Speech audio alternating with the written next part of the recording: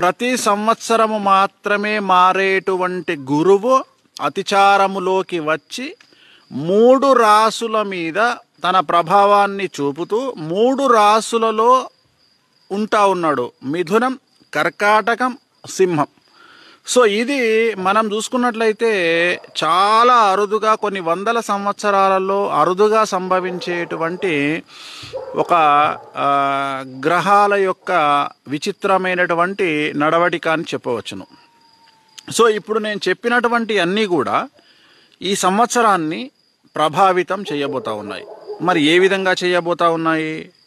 So ఈ గురువు అతిచారం ఏం చేస్తూ ఉంది, ఇప్పుడు నేను చెప్పినటువంటి కాలసర్ప యోగం ఏం చేస్తూ ఉంది, అలాగే గురువు కుజుడు కలయిక ఎలాంటి ఫలితాలకు దారితీయబోతా ఉంది. సో ఇవన్నీ కూడా మనం ఒకసారి గమనించినట్లయితే ఈ సంవత్సరానికి సంబంధించిన గ్రహచారము, గ్రహాల కాంబినేషను, సంచలనాలకు మారుపేరుగా ఉండేటువంటి అవకాశం ఉంది. ఈ సంవత్సరం ముఖ్యంగా ప్రజలలో ఆందోళన చాలా అధికంగా ఉండబోతా ఉంది. This is first. ఎందుకంటే గురువు కమాండ్ చేసేది గట్టిని. గట్ అంటే మొత్తం గొంతు నుండి బొడ్డు వరకు వచ్చేటువంటి ఏదైతే ఇది ఉందో దీన్ని గట్ అంటాం మనం. సో దీన్ని కమాండ్ చేసేది గురువు. It is called anxiety disorder. So ఎవరికైతే ఎక్కువగా మానసికమైనటువంటి రిలీజ్లు ఉంటాయో, ఎక్కువగా వైబ్రేట్ అవుతాయో, వాళ్ళు యాంగ్జైటీ డిజార్డర్కు లోనవుతారు. మామూలుగా అయితే వేరే దేశాలలో ప్రతి చిన్న విషయానికి సైకియాట్రిక్ దగ్గరికి వెళ్తారు. బట్ మన దగ్గర దీన్ని యాంగ్జైటీ డిజార్డర్ అంటాం. It is caused neuro problem, నరాల సంబంధిత ప్రాబ్లం వల్ల, ఎక్కువగా ఆలోచించడం వల్ల వచ్చేటువంటిది. అలాగే ఈ సంవత్సరము స్లీప్ యాప్నియా ప్రాబ్లం ఎక్కువగా ఉండబోతా ఉంది జనాల్లో. అంటే నిద్ర లేమి అనేటువంటిది చాలా తీవ్రంగా ఉండబోతా ఉంది. అలాగే ఈ సంవత్సరము వివాహేతర సంబంధాలు చాలా ఎక్కువగా ఉంటాయి. ఈ సంవత్సరం గుర్తుంచుకోవాల్సింది. సో అలాగే ఈ సంవత్సరము ఆడపిల్లలకు ఆదాయం చాలా ఎక్కువగా ఉంటుంది. ఆదాయం ఎలా వస్తుంది అనేది పక్కన పెడితే ఆ క్వశ్చన్ మనం అడగకుండా, మాట్లాడకుండా ఉండి ఓన్లీ అమ్మాయిల విషయాన్ని తీసుకుంటే ఆదాయం అనేది చాలా ఎక్కువగా ఉంటుంది. అలాగే ఈ సంవత్సరము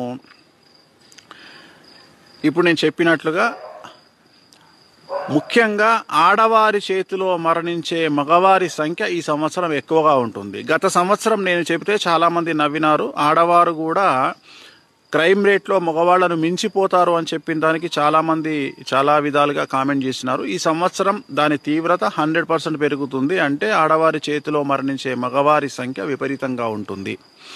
అలాగే ముఖ్యంగా మానవ సంబంధాలు పూర్తిగా డబ్బు చుట్టూ తిరిగేటువంటిది ఈ సంవత్సరం ఉంటుంది. అంటే ఉదాహరణ, సోషల్ మీడియాకు వచ్చినా, ఏ మీడియాకు వచ్చినా టీఆర్పీ రేటింగ్ల కోసము, లేదా వ్యూవర్షిప్స్ కోసము, లేదా ఒక 2 లక్షలో 3 లక్షలో మంది చూస్తే కనీసం ఒక 6,000 రూపాయలు వస్తాయనే ఆశతో జనాల మీద బట్టకాల్చి మీదేసేవాళ్ళు, లేదా జనాల మీద బురద చల్లేవాళ్ళు ఈ సంవత్సరం చాలా ఎక్కువగా ఉంటారు.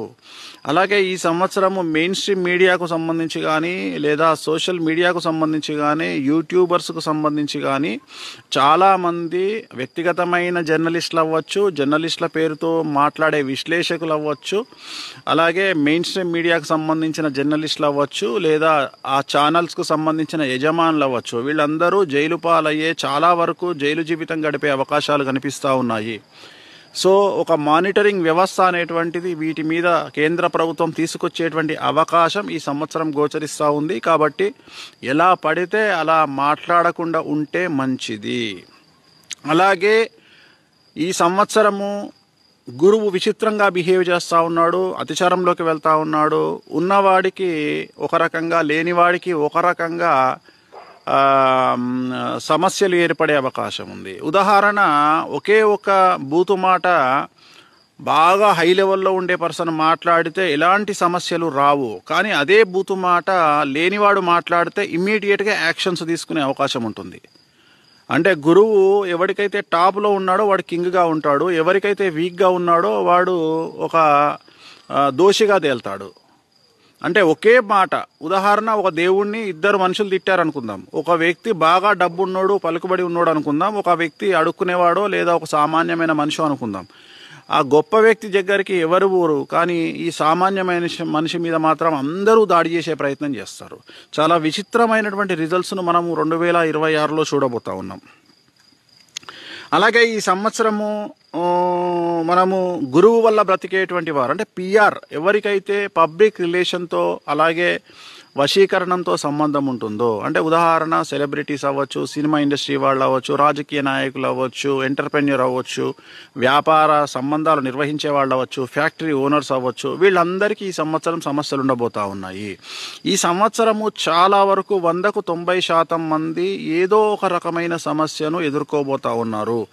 ఉదాహరణ, వ్యాపారం చేసే వాళ్లకు ఇన్కమ్ ట్యాక్స్ కానీ, సేల్స్ ట్యాక్స్ కానీ, కమర్షియల్ ట్యాక్స్ కానీ, లేదా ఇన్కమ్ ట్యాక్స్ కానీ, ఇలాంటి సమస్యలు. అలాగే ఎక్కువ పెద్ద పెద్ద ప్లేసుల్లో పనిచేసే వాళ్లకు, అంటే ఉదాహరణ ఇప్పుడు ఎగ్జాంపుల్ గవర్నమెంట్ బ్యూరోక్రాట్స్ కానీ, ఇలాంటి వాళ్లకు సిబిఐ సమస్యలు కానీ, అలాగే డబ్బుతో సంబంధించిన వ్యవహారం నడిపే వారందరికీ కూడా ఈ సంవత్సరము ఈడీ సమస్యలు కానీ, ఏదో ఒక రకమైన ట్యాక్స్ సమస్యలు కానీ మిమ్మల్ని బాధించేటువంటి అవకాశం ఉంది. అలాగే మీ ఇంట్లో ఏదో ఒక సమస్య జరిగి, అంటే డబ్బు ఎక్కడుంటే సమస్య అక్కడ ఉంటుంది ఈ సంవత్సరం. అది సింపుల్గా ఒక లైన్లో చెప్పాలంటే, అంటే బాగా డబ్బులు సంపాదించి పెద్ద పెద్ద కార్లలో తిరిగే వాళ్ళు ఆ కార్లను కోల్పోవాల్సిన పరిస్థితి వస్తుంది.